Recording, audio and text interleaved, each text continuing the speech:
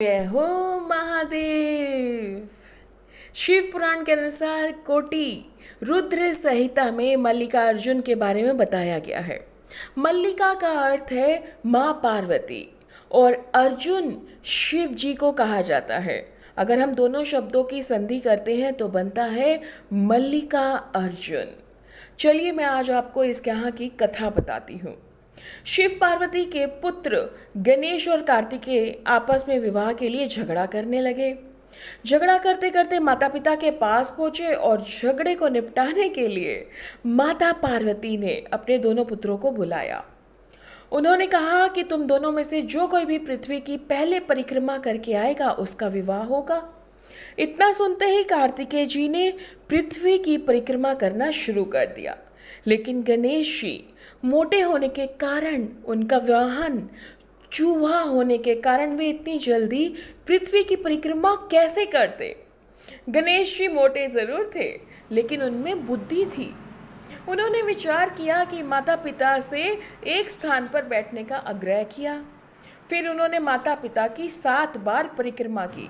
इस तरह से माता पिता की परिक्रमा करके पृथ्वी की परिक्रमा से मिलने वाले फल के प्राप्ति के अधिकारी बन गए और उन्होंने शर्त जीत ली।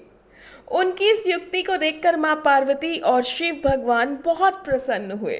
इस प्रकार से गणेश जी का विवाह करा दिया गया। बाद में जब कार्तिकेय जी पृथ्वी से वापस आए, परिक्रमा करके लौटे, तो बहुत दुखी हुए कि गणेश जी का विवाह करा दिया गया। कार्तिकेय ने माता पिता के चरण छुए और वहां से चले गए। वे दुखी होकर क्रोंच पर्वत पर चले गए। इस बात पर मां पार्वती पिता शिव जी को लगा कि उन्होंने नारद जी को कार्तिकेय को मनाने के लिए भेजा। नारद जी क्रोंच पर्वत पर पहुंच गए। कार्तिकेय को मनाने का बहुत प्रयत्न किया, लेकिन कार्तिकेय जी नहीं माने। नारद जी निराश होकर मां पार्वती और शिव भगवान के पास पहुंचे और सारा वृतांत कह सुनाया। ऐसा सुनकर माता दुखी हुई और पुत्र स्नेह के कारण शिव जी के साथ क्रोंच पर्वत पर पहुंची। माता पिता के आगमन का पता चलते ही कार्तिकेय जी पहले से ही 12 कोस दूर यानी 36 किलोमीटर दूर चले गए। तभी शिव जी वहां से ज्योतिर्लिंग के रूप में प्रकट हो गए। तब से वह स्थान मल्लिका अर्जुन ज्योतिर्लिंग के नाम से प्रसिद्ध हुआ।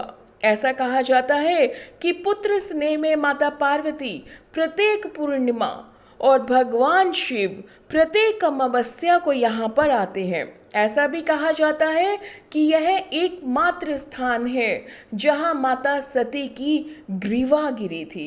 इसीलिए ब्रह्मारंभा शक्तिपीठ भी कहा जाता है। यह शैल शक्तिपीठ के नाम से भी माना जाता है। मंदिर में महालक्ष्मी के रूप में अष्टभुजा मूर्ति भी स्थापित है। तो मैंने आज आपको बताया कि किस तरह से इस मंदिर का इतिहास है। ज़रूर बताइएगा कि आपको यह वीडियो कैसा लगा। चैनल को सब्सक्राइब ज़रूर करें, लाइक ज़रूर करें।